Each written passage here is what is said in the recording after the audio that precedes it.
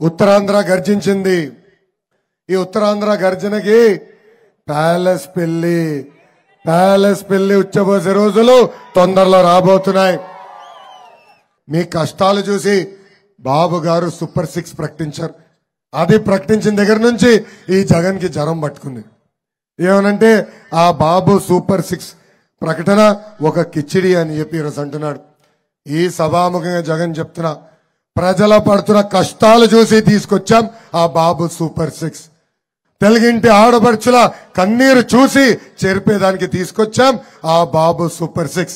నీ సైకో పరిపాలనని తరిమి కొట్టేదానికి ఆ బాబు సూపర్ 6 ఈరోజు మేము తీసుకొచ్చాం.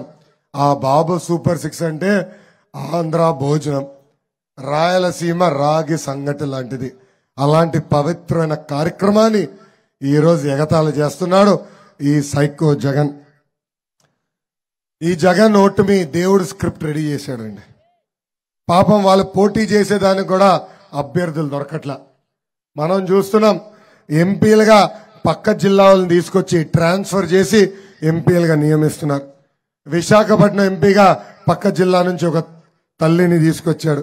ఒంగోలు ఎంపీగా చిత్తూరులో చెవులో పువ్వులు పెట్టే చెవిరెడ్డి భాస్కర్ రెడ్డిని తీసుకొచ్చి ఒంగోలు ఎంపీ చేస్తాడు.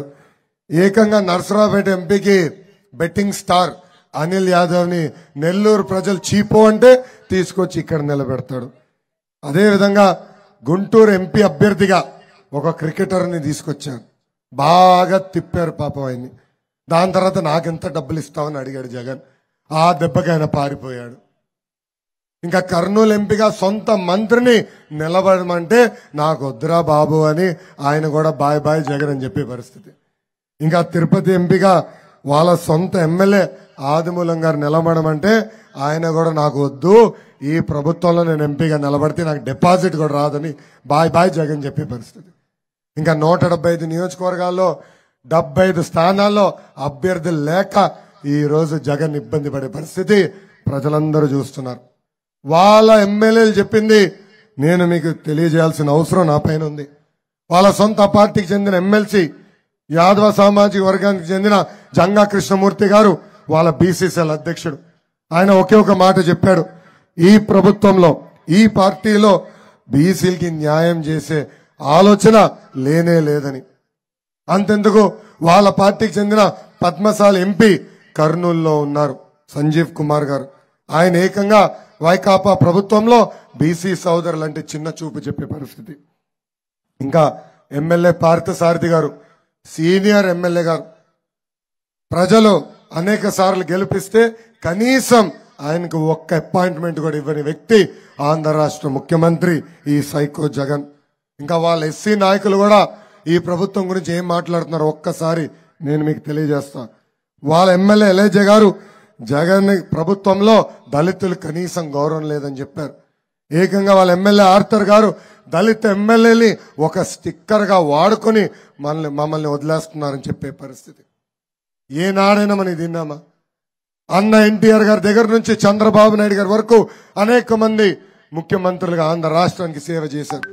ఏనాడు బీసీలు ఎస్సీ ఎస్టీ సోదరుల పైన ఇంత చిన్న చూపు జరగలేదు. ఈ ప్రభుత్వ అధికారంలోకి వచ్చిన తర్వాత బీసీ సోదరులకు రావాల్సిన 27 సంక్షేమ కార్యక్రమాలు ఈ ప్రభుత్వం రద్దు చేసింది.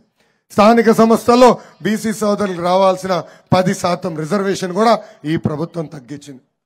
దానివల్ల 16,500 మంది మన బీసీ సోదరులు ఈ రోజు రాజకీయంగా పదవులు కోల్పోయారు. అంతే అరగంట అమ్మతి గారు చెప్పింది కరెక్ట్ కదా అని సూటిగా నేను ప్రశ్నిస్తున్నా. అమ్మా ఎన్నికల ముందల నవరత్నాలని ఊదరగొట్టాడు జగన్. ఇప్పుడు అధికారంలోకి వచ్చిన తర్వాత నవ మోసాలు చేశాడు. ఆనాడు ఏం చెప్పాడు? సంపూర్ణ మద్యపాన నిషేధం చేసిన తర్వాతనే మీ ఓట్లు అడుగుతా అన్నాడు. మద్యపాన నిషేధం చేశాడా తల్లి? చేశాడా? ఇప్పుడు ఏకంగా ఊరు కాదు కదా, వీధి వీధి మద్యం పారిస్తున్నారు. ప్రభుత్వమే దుకాణాలు పెడుతుంది, భూమ్ దుకాణాలు. అక్కడ ప్రభుత్వ ఉద్యోగస్తులు నియమిస్తారు. వాళ్ళకి టార్గెట్లు ఇచ్చి ఇన్ని లక్షల రూపాయలు ప్రతిరోజు మీరు అమ్మకాలు చేయాలంటారు. అది తట్టుకోలేక అక్కడ పనిచేసే సిబ్బంది ఆత్మహత్య కూడా చేసుకునే పరిస్థితికి ఈ రోజు వచ్చారు. ఎన్నికల ముందల ఇంట్లో ఎంతమంది బిడ్డలుంటే అంతమంది బిడ్డలకు అమ్మఒడి ఇస్తా అన్నారు. అది ఇవ్వలేదు. 45 సంవత్సరాల వయసు కలిగిన మహిళలకి ప్రతి నెల, ఎస్సీ ఎస్టీ బీసీ మైనారిటీ మహిళలకి ప్రతి నెల పెన్షన్ ఇస్తా అన్నాడు. అది కూడా ఇవ్వలేదు. అందుకే మీ కష్టాలు చూసి బాబు గారు సూపర్ 6 ప్రకటించారు. అది ప్రకటించిన దగ్గర నుంచి ఈ జగన్ కి జ్వరం పట్టుకుంది. ఏమనంటే ఆ బాబు సూపర్ 6 ప్రకటన ఒక కిచిడి అని చెప్పి ఈరోజు అంటున్నాడు. ఈ సభాముఖంగా జగన్ చెప్తున్నా, ప్రజల పడుతున్న కష్టాలు చూసి తీసుకొచ్చాం ఆ బాబు సూపర్ 6. తెలుగింటి ఆడపడుచుల కన్నీరు చూసి చెరిపేదానికి తీసుకొచ్చాం ఆ బాబు సూపర్ 6. నీ సైకో పరిపాలనని తరిమి తరిమి కొట్టేదానికి ఆ బాబు సూపర్ 6 ఈరోజు మేము తీసుకొచ్చాం. ఆ బాబు సూపర్ 6 అంటే ఆంధ్ర భోజనం, రాయలసీమ రాగి సంగటి లాంటిది. అలాంటి పవిత్రమైన కార్యక్రమాన్ని ఈరోజు ఎగతాళి చేస్తున్నాడు ఈ సైకో జగన్. అదే అనంతబాబుని రివ్యూ మీటింగ్ లో కూర్చోబెట్టుకుంటాడు. ఇదేనా నువ్వు మా దళితులకు ఇచ్చే గౌరవాన్ని ఈ సభాముఖంగా జగన్ నేను సూటిగా ప్రశ్నిస్తున్నా. తల్లి మీ లొకేషన్ చూస్తే జగన్ కి భయం. అందుకే ఆనాడు నేను పాదయాత్ర ప్రారంభించాలంటే నా పైన జియో 1 తీసుకొచ్చాడు. నేను మాట్లాడే మైక్ లాక్కున్నారు, నేను నుంచిన స్టూల్ లాక్కున్నారు. బండి ఎక్కి మాట్లాడాలని ప్రయత్నిస్తే ఏకంగా బండి కూడా సీజ్ చేశారు. ఆనాడే జగన్ చెప్పా, ఈ లోకేష్ తగ్గేదే లేదు. ఇప్పుడు ఏకంగా నా ఎర్ర బుక్ పైన కూడా కేసులు పెడుతున్నారు. తల్లి పాపం, ఈ బుక్ ఏం పాపం చేసిందో నన్ను అరెస్ట్ చేసేదానికి. ఊరూరు లోకేష్ వెళ్తున్నాడు, ఊరూరు ఎర్ర బుక్ చూపిస్తున్నాడు. లోకేష్ ని మేము అరెస్ట్ చేస్తాం, నాన్ బెయిలబుల్ వారెంట్ ఇష్యూ చేయమని మెజిస్ట్రేట్ దగ్గరికి వెళ్లే పరిస్థితి ఈ రోజు ఆంధ్ర రాష్ట్రంలో ఉంది. నేను జగన్ చెప్తున్నా, మై డియర్ జగన్, నాది అంబేద్కర్ గారు రాసిన రాజ్యాంగం, నీది రాజారెడ్డి రాజ్యాంగం. నేను ప్రజల్లో ఉంటే నువ్వు పరదాల్లో ఉంటావు.